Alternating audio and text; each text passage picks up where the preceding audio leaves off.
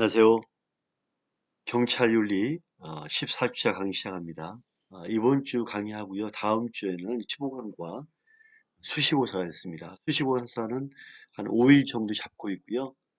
시험도 공부해서 교환을 중심으로 잘 공부해서 좋은 성적 있기 바랍니다.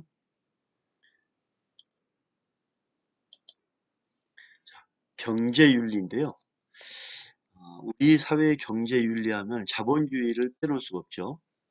봉건 사회에도 경제윤리가 있었는데 과거 봉건주의 시대에는 영주나 승려 등 사회 지배계층은 자신의 능력과 노동에 의해서 막대한 자산을 형성하고 일용 소비재를 획득한 것이 아니라 권력적인 지배, 인신적인 주인과 종의 관계에 기반으로 한 제도적인 스팟, 막 뺐죠. 강제로 뺐고 시스템에 획득한 것입니다. 봉건 사회의 지배 산업은 농업이었고 농업 생산은 특이한 생산 조직인 마을 공동체를 중심으로 전개되었고 이에 부수하여 수공업 생산은 도시 공동체를 중심으로 행해졌습니다. 농민은 농노로서 토지에 속박되어서 원칙적으로 영주나 귀족에게 한정되어 영주는 토지 소유권, 어마어마하죠. 인신 지배권, 판권을 가지고 하나의 왕이죠. 하나의 왕. 봉건적 공납을 토대로 하여 연회, 수렵, 연무의 전쟁에 종사했습니다.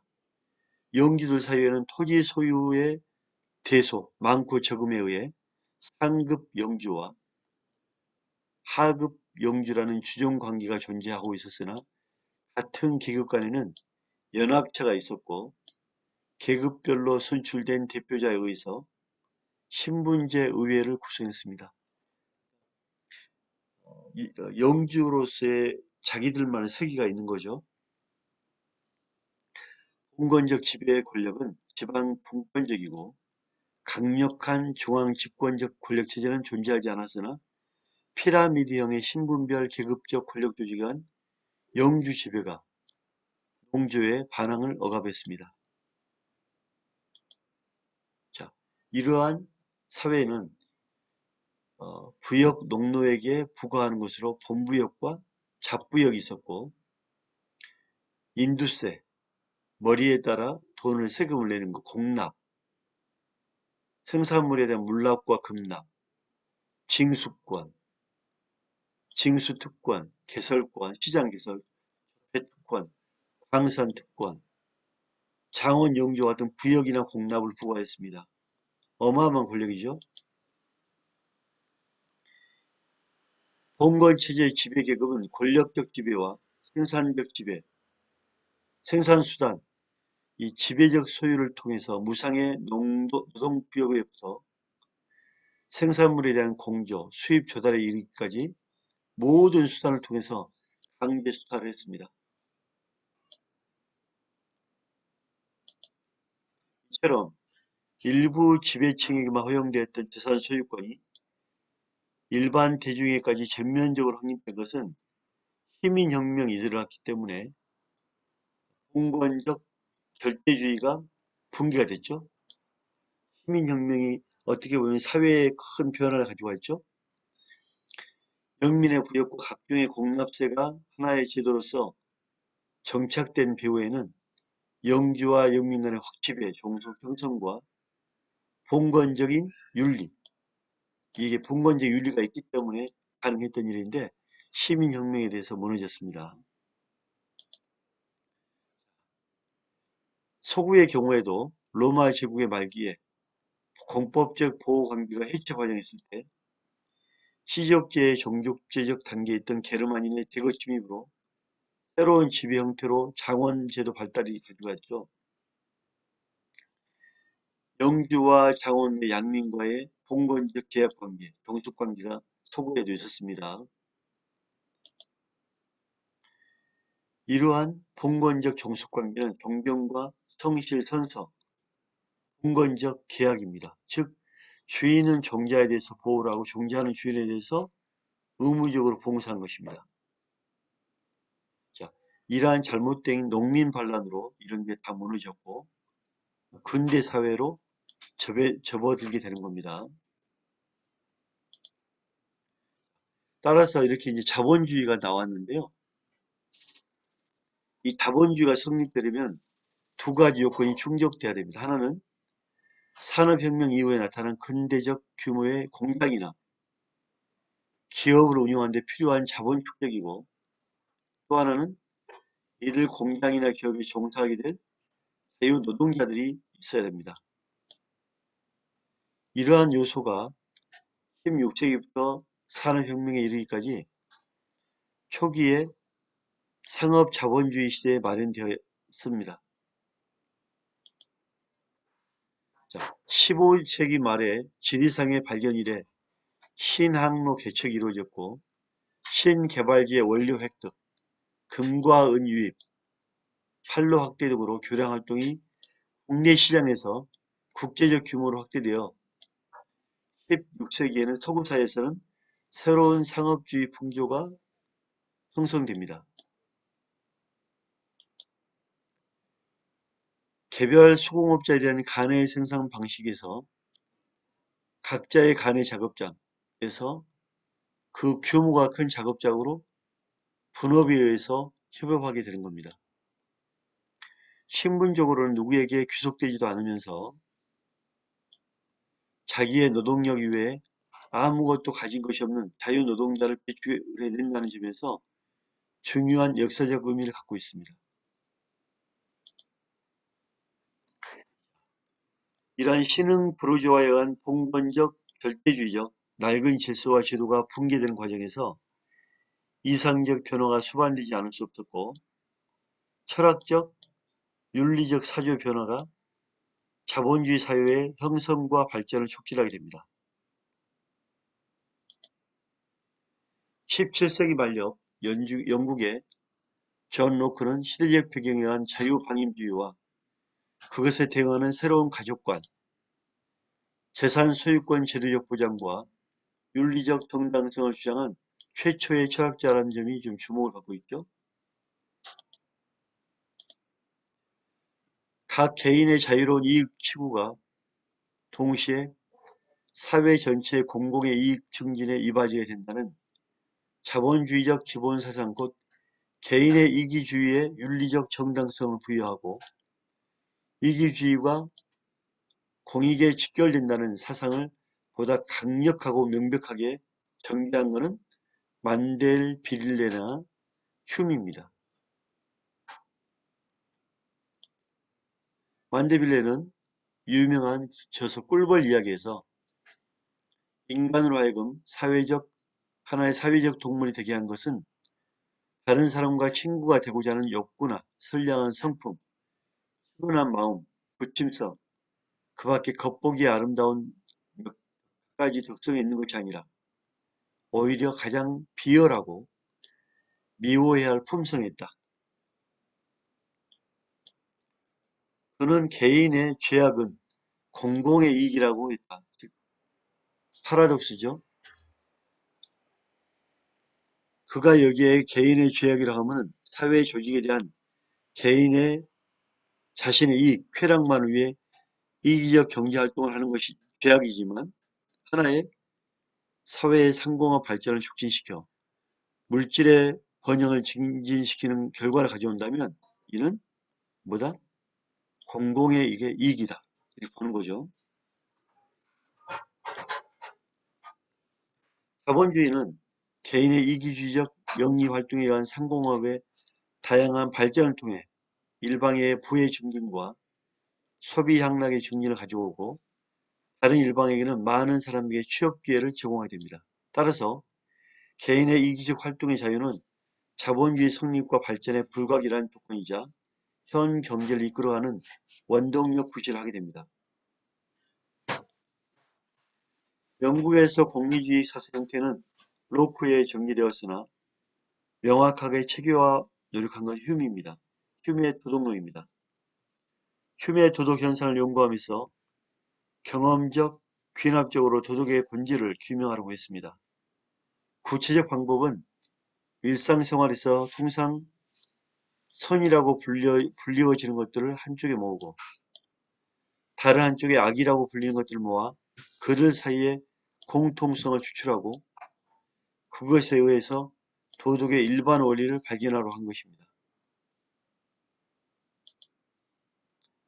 이 같은 방법의 휴음은 인간의 성질 가운데 덕성이라고 볼 수 있는 것들을 모두 골라내어 왜 덕성의 결과를 간과하게 된 이유를 고려한 결과 그것은 사람들에게 기쁨을 주는 점이라고 결론 지었습니다. 사람에게 고통을 주는 것은 악이고 쾌락을 주는 것은 선이라고 보고 이 같은 기준에 의해서 인간의 성질이나 모든 행위의 도덕적 가치를 판정하려고 했습니다. 어떻게 보면 이 내용은 휴메의 내용은 벤담의 공리주의와 같은 내용이죠. 휴은 도덕론에 국한된 공리주의 사상을 일체 외외로 인정하지 않고 정치, 법률, 경제, 사회의 모든 문제에 확대 적용하여 일관된 체계를 이루면서 민주주의, 개인주의, 자유주의, 방임주의 사상으로 발전시켰습니다. 이거를 이러한 더욱 발전을 시킨 사람은 벤담입니다. 제레미 벤담. 또한 이 같은 사상에 입각한 자본주의 경제학을 처음으로 시작한 것은 아담 스미스입니다. 벤담은 1989년 그의 저서 도덕 및 입법의 제원리라는 서론에서 공리함은 모든 행위에 그의 행위가 문제가 되고 사람들의 행복을 증가시키는가 감소시키는가를 즉 그 행복을 촉진하는가 억압하는가에 따라 어느 경향을 갖고 있느냐에 따라 이를 시인 부인하는 원리를 뜻합니다.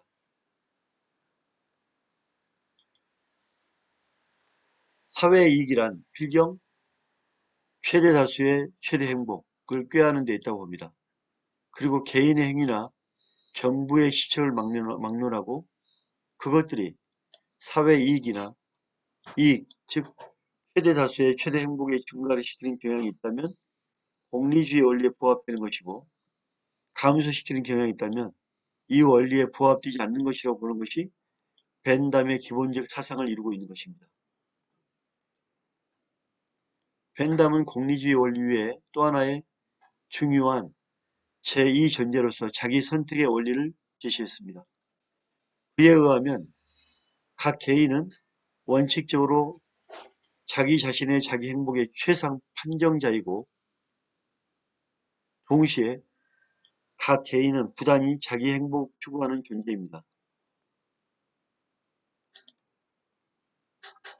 벤담의 두 가지 원리, 즉 공리의 원리, 최대 행복 원리와 자기 선택 원리는 최대 다수의 최대 행복을 추구하는 것이 정치, 경제의 목적이라고 하며 사회를 조직하고 있는 각 개인은 각자의 행복을 위한 최상의 판정자이다. 부단히 자신의 행복을 추구하고 있는 존재이며 사회 전체 행복은 각 개인의 행복을 모두 합한 것으로 본다면 이 같은 사상이 법률과 정치, 경제 분야에 스스로 방임주의, 자유주의, 개인주의, 민주주의 등의 주장으로 나타나 이러한 것들은 당연한 윤리적 규결이다 그런 겁니다. 자, 민주주의 볼까요? 벤담에 의한 민주주의란 정부란 것은 그 자체가 하나의 큰 해악으로서 권력으로 사람을 자유를 속박하는 것을 속박당하는 자에게 고통을 주는 것이고 이 같은 타인에게 고통을 주는 것은 공리주의 원리에 위배된다는 것입니다. 때문에 공리주의 원리에서 보아 정부의 권력 행사가 시인된 것은 다만 그것에 의해서 보다 큰 행악이 제거될 수 있는 경우에 국한됩니다. 따라서 권력 행사는 최소한으로 억제하는 것이 이상이라고 했습니다. 즉 최소의 통치가 최상의 통치라고 봅니다. 만약 소수의 권력이 소수 사람들의 수중에 장악되고 있다면 그들 일부 사람들의 이익을 위해 사용되기 쉽기 때문입니다. 최소한의 권리가 최대의 방법이라고 보는 거죠.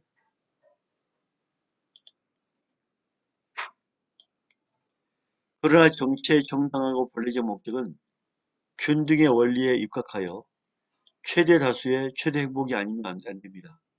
그러므로 벤담의 의견에 따르면 정치상의 권력은 반드시 사회를 구성하는 전체 사람들에게 넓게 고루고루 배분되어야 하며 이와 같은 관점에서 균등의 원리에서 시인될 수 있는 유일한 정체는 민주주의라고 합니다. 개혁의 자유, 각 개인의 자유를 확장하고 보존하기 위해 법률상 계약 자유를 지정하고 그 내용 여하에 따라 모든 계약은 법률상 유효하고 보호되어야 한다고 역설한 것입니다. 자본주의 발전과 변화는 정리의 사상과 윤리에만 안주해 있을 수 없기 때문에 제도적인 개혁과 새로운 윤리관 정립을 촉구하고 있습니다. 자본주의 경제체제에서는 여러 가지 문제가 많습니다.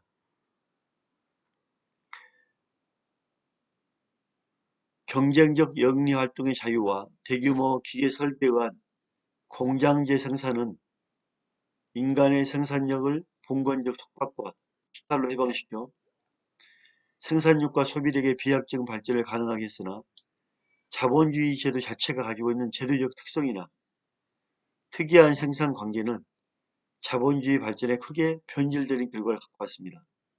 그러나 일체의 경제활동의 자유로 행사하는 원칙에는 변함이 없지만 문제가 있다.